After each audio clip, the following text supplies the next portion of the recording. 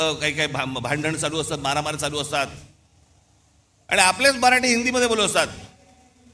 हिंदी मत बोल ना, हिंदी मत. अरे मग तू काय करतोय?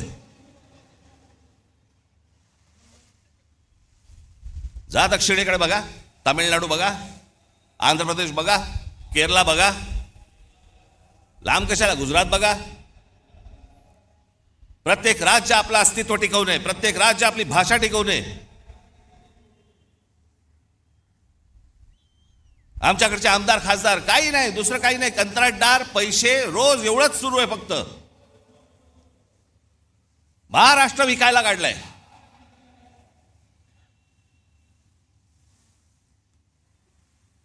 आज मुख्यमंत्र्यांकडे गृह खातं आहे. संपूर्ण महाराष्ट्रभर सगळ्या ठिकाणी ड्रग्ज विकले जात आहेत. शाळांमध्ये ड्रग्ज जात आहेत, कॉलेजमध्ये ड्रग्ज जात आहेत. तरुण तरुणी सगळे व्यसनाधीन होत आहेत ड्रग्सच्या आहारी लागून. काय करणार आहोत काय महाराष्ट्राचा? पण ग्रामीण भागामध्ये प्रगती होत नाही. ग्रामीण भागातली माझी मुलं मुली आज इथे शहरामध्ये येतात, शहरात बकाला पडलेली आहेत, शहरामध्ये ड्रग्ज मिळत आहेत, लहान लहान मुली आणि लहान लहान मुलं पळवली जात आहेत. माझ्याकडे तर एक आकडा आहे,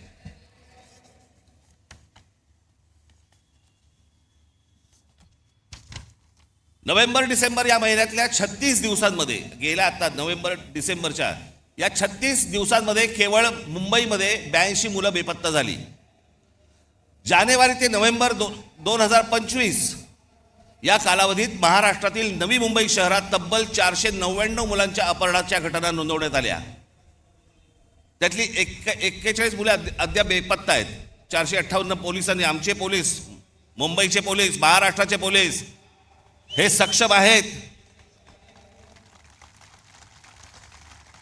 म्हणून त्या आई वडिलांना त्यांची मुलं मिळाली.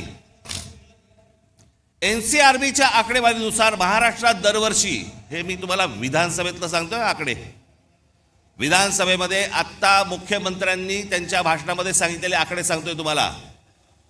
NCRBच्या आकडेवारीनुसार महाराष्ट्रात दरवर्षी साधारण 4,500 ते 5,500 मुले बेपत्ता होतात.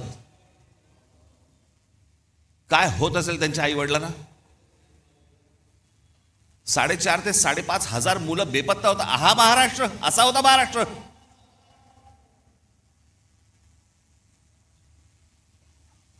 दोन 2022 मध्ये 5,398 आणि 2023 मध्ये 4,619 प्रकरणे नोंदवली गेली. या प्रकरणांमध्ये मुलींचे प्रमाण अधिक दिसते. मुंबई हे सर्वाधिक प्रभावित शहर असून येथे दरवर्षी सुमारे 2,000 पेक्षा जास्त मुले बेपत्ता होतात. मुख्यमंत्री देवेंद्र फडणवीस यांनी फेब्रुवारी महिन्यात विधानसभेत दिलेल्या आकडेवारीनुसार. हे कोणती शहर म्हणायची हो, कोणतं राज्य म्हणायचं?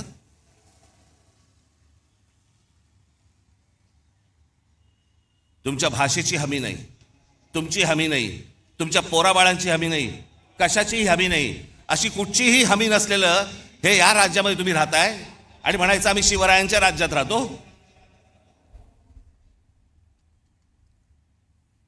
हवे होते असते, विधानसभेत जाऊन कापून काढले असते.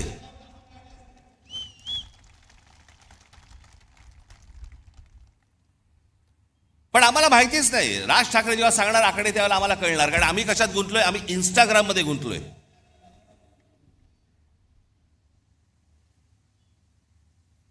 आम्हाला कशाची पडलीच नाही.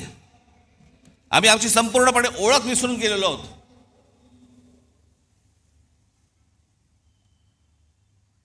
मी आज एक मुद्दा म्हणून एक गोष्ट तुमच्यासाठी आणलेली आहे. मी बोलीनच, पण त्याच्यानंतर तुमच्या लक्षात येईल तुम्ही कोण आहात, तुम्ही कोणत्या भूमीत जन्माला आलात, तुम्ही कोणाचे वारस आहात. मी नेहमी सांगतो ना, हा महाराष्ट्र दरवेळेला देशाला दिशा दाखवत आला, या हिंद प्रांताला दिशा दाखवत आला. त्या महाराष्ट्राकडे कधीतरी तुम्ही नीट जवळून पाहिलेत का, की या महाराष्ट्राची नेमकी क्षमता तरी काय आहे?